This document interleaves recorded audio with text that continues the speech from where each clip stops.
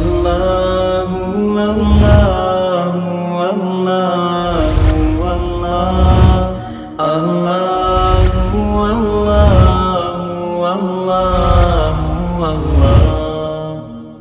اللہ اللہ۔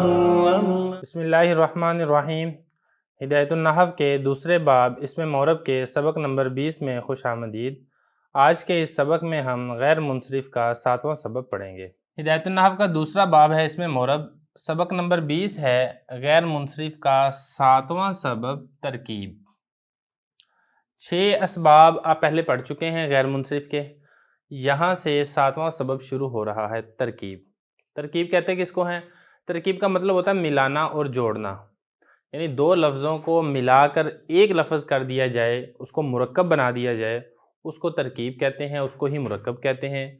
ایسا لفظ جو دو لفظ سے مل کر بنا ہو، یہ مرکب غیر منصرف کا ایک سبب ہے۔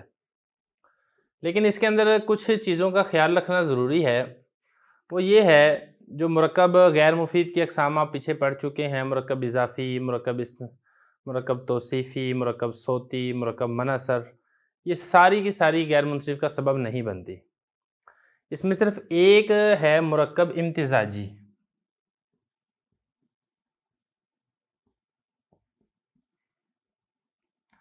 یہ غیر منصرف کا سبب بنتے ہیں مرکب امتزاجی، یعنی دو لفظ ہوں، ان کو ملا کے ایک لفظ کیا جائے، نہ تو ان کا اضافت کا تعلق ہو، نہ موصوف صفت کا تعلق ہو، نہ ہی ان میں سے دو اس میں عدد ہوں دونوں، ایسا بھی نہ ہو، نہ ہی کوئی کسی حرف کو متضمن ہو جیسا کہ اسماء اعداد کے اندر ہوتا ہے، بلکہ بغیر کسی حرف کو متضمن ہونے کے دو لفظ آپس میں مل جائیں، اس کو مرکب امتزاجی کہتے ہیں۔ یہی غیر منصرف کا سبب ہے۔ عبارت دیکھ لیں، ترجمہ کریں گے، پھر جو بات رہتی ہوگی ہم یہاں پہ کر لیں گے۔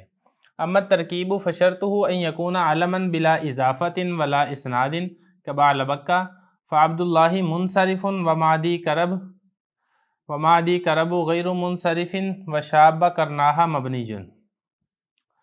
ترجمہ دیکھ لیں اس کا۔ بہرحال ترکیب اس کی شرط یہ ہے کہ وہ علم ہو بغیر اضافت کے اور بغیر اسناد کے، جیسا کہ بعلبک کا، لہٰذا عبداللہ یہ منصرف ہے، اور مادی کرب غیر منصرف ہے، اور شابہ کرناہا یہ مبنی ہے۔ اب دیکھیں، یہ ترکیب میں آپ کو بتا چکا ہوں کہ مرکب کی جو اقسام ہیں اس میں صرف جو مرکب امتزاجی ہے یہ غیر منصرف کا سبب ہے، لیکن اس کے لیے ایک شرط ہے۔ وہ شرط یہاں پر یہ بیان کی گئی ہے کہ وہ علم ہو۔ یہ دیکھیں، شرط ہو، یہ جو ہو ضمیر ہے یہ لوٹ رہی ہے ترکیب کی طرف۔ ترکیب کی شرط یہ ہے کہ وہ علم ہو۔ وجہ یہ ہے کہ اصل میں اسم میں یہ ہوتا ہے کہ ہر اسم انڈیپینڈنٹ ہوتا ہے، الگ مستقل ہوتا ہے، لیکن اگر وہ مل کر آ رہا ہے، دوسرے کا محتاج ہے، تو یہ ایک عارضی چیز ہوتی ہے۔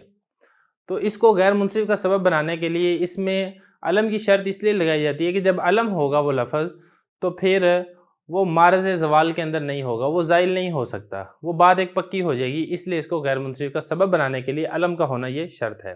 اگلا مسئلہ جو میں آپ کو پہلے بتا چکا ہوں، بلا اضافتن، یہ میں نے آپ کو بتایا تھا کہ صرف مرکب امتزاجی ہی ترکیب کی قسم یہ غیر منصرف کا سبب ہے۔ انہوں نے یہاں پر یہ لکھا ہے بلا اضافتن، کہ مضاف مضاف الیہ مل کر اگر دو لفظ مل کر مرکب بن رہے ہیں تو یہ غیر منصرف کا سبب نہیں بنے گا۔ اسی طرح اگلی بات انہوں نے یہاں پر یہ کیا ولا اسنادن، کہ جو دو لفظ آپس میں مل رہے ہیں ان کا آپس میں تعلق اسناد کا نہ ہو، کہ ایک ان میں مسند الیہ ہو، دوسرا ان میں مسند ہو، ایسا نہ ہو۔ یہ مرکب مفید کے اندر ایسا ہی ہوتا ہے، جملہ خبریہ ہو یا جملہ انشائیہ ہو، ایک مسند الیہ ہوتا ہے، دوسرا مسند ہوتا ہے، ان دونوں کو ملا دیا جاتا ہے، اس کو مرکب مفید کہا جاتا ہے۔ اگر ایسا کوئی لفظ ہے جس کا تعلق مسند الیہ کا ہے تو پھر وہ غیر منصرف کا سبب نہیں بنے گا۔ اب ان دونوں کی مثالیں دی ہیں۔ سب سے پہلے تو اس کی مثال ہے بال بکا۔ اب یہ دو لفظ تھے، ایک تھا بال اور دوسرا تھا بک، ان دونوں کو جب ملا دیا گیا تو یہ بال بکا بن گیا۔ اب یہ دو لفظ ہیں، ان کا نہ تو آپس میں تعلق اضافت کا ہے، نہ ان کا آپس میں تعلق اسناد کا ہے، نہ یہ مرکب صوتی ہیں، نہ یہ مرکب توصیفی ہیں، تو یہ غیر منصرف کا سبب ہے۔ اس میں ایک سبب ترکیب پائی جا رہی ہے، دوسرا اس کے اندر سبب پایا جا رہا ہے علم۔ اب آگے جو یہ بتایا تھا بلا اضافتن، اس کی مثال دے رہے ہیں عبداللہ۔ اب عبداللہ کا جو لفظ ہے یہ مرکب تو ہے، لیکن چونکہ اس کا آپس میں تعلق مضاف مضاف الیہ کا ہے، لہذا یہ غیر منصرف کا سبب نہیں بنے گا۔ یہی کہا فعبداللہ منصرف، عبداللہ منصرف ہے، ومادی کرب، اور مادی کرب یہ غیر منصرف ہے۔ مادی کرب بھی دو لفظوں کو ملا کر ایک لفظ تو کیا گیا ہے، لیکن آپس میں اس کا تعلق اضافت کا نہیں ہے، اس لیے یہ غیر منصرف ہے۔ اب یہ دوسری مثال دیکھیں، شابہ کرناہا۔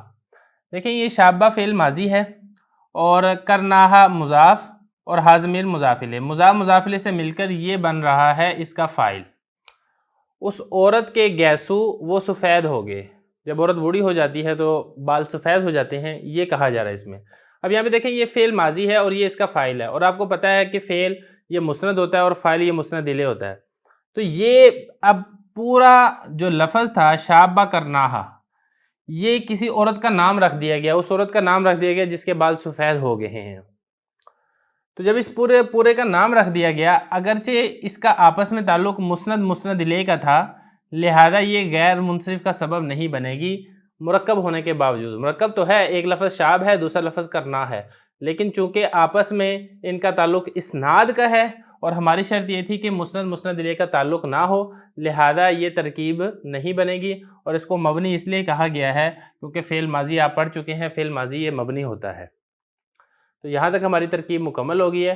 اگلے سبق میں انشاءاللہ ہم غیر منصرف کا 8واں سبب پڑھیں گے۔